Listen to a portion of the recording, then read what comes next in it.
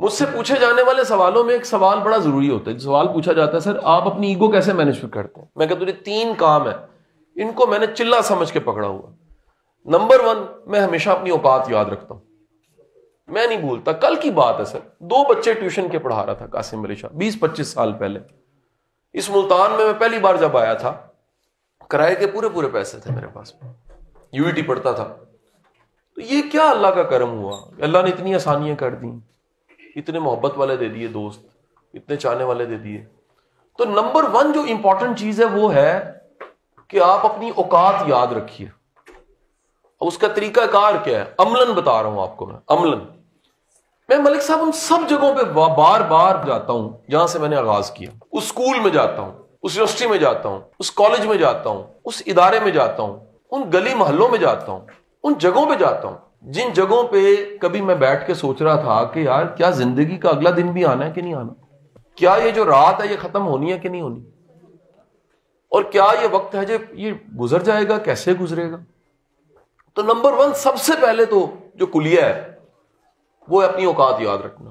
دوسری چیز، اپنے اندر اگر ہو سکے تو شکر کا مزاج لے کر آئیں. کیوں خانقاہوں میں سب سے پہلے جو مرشد ہوتا ہے وہ بادشاہ کا بیٹا بھی مرید ہو کے آ جائے تو اس کو سیوا پہ لگا دیتا ہے. جوتیاں سیدھی کرو، کھانا کھلاؤ، لنگر بانٹو، برتن دھو. کیوں؟ صرف اس کی ایک ہی وجہ ہے، اور وہ وجہ کیا ہے؟ ایگو ختم ہو. سیوا سے، خدمت سے ایگو ختم ہوتی ہے. یہ آپ کے بارڈر کے پار ہے جی، گولڈن ٹیمپل، سکھوں کی جگہ عبادت کی. گولڈن ٹیمپل میں ریکویسٹیں آئی ہوتی ہیں منسٹرز کی اور پولیس والوں کی اور بڑے بڑے بیوروکریٹوں کی کہ ہمیں خدمت کا موقع دے دیجئے، جوتے سیدھے کرنے کا موقع دے دیجئے، لنگر بانٹنے کا موقع دے دیجئے. کیوں؟ جب ایگو مائنس ہوتی ہے تو بندہ بڑا انسان بنتا ہے. سیوا سے، خدمت سے. پہلی چیز کیا بولی جی؟ پہلا کیا؟ اوقات یاد رکھیں. دوسری چیز کیا بولی؟ دوسرا کیا بولا جی؟ سیوا. تیسری بات یاد رکھیں، اپنی زندگی میں پرانے لوگوں کو ساتھ رکھیں. یہ جو ہم آگے نکلتے ہوئے پرانوں کو چھوڑ دیتے ہیں بڑا ظلم کرتے ہیں.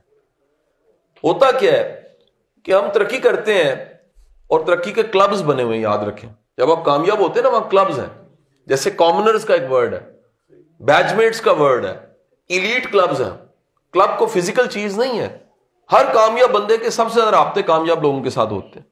کمال یہ ہوتا ہے کہ اگر اللہ آپ کو آسمان تک بھی پہنچائے تو جو زمین میں ساتھ تھے ان کے ساتھ بھی رابطہ رہے آپ کا. اسی لیے کوئی جینٹل مین کی نشانیوں میں سے ایک نشانی یہ ہے کہ اس کے پرانے دوست، پرانے ملازم بھی اس کے کہیں نہ کہیں رابطے میں یا ساتھ ہوتے ہیں. فراڈیا ہمیشہ سیل فون نمبر بدل لیتا ہے. یہ جو ہم سم توڑ دیتے ہیں نا اور نئی سم ڈال لیتے ہیں، یہ سب سے بڑی نشانی ہوتی ہے کہ پیچھے ہم نے کوئی نہ کوئی واردات ڈال دی ہوئی ہے.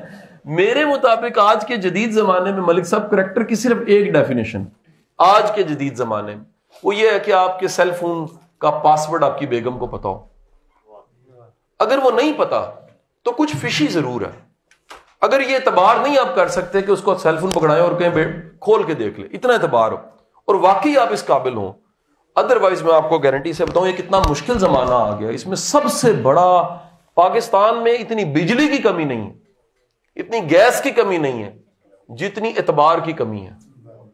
یہ 2 دوست نہیں کر سکتے، یہ ساتھ چلنے والے گھر میں رہنے والے 4 بچے پیدا کر دیتے، اعتبار پھر بھی نہیں ہوتا.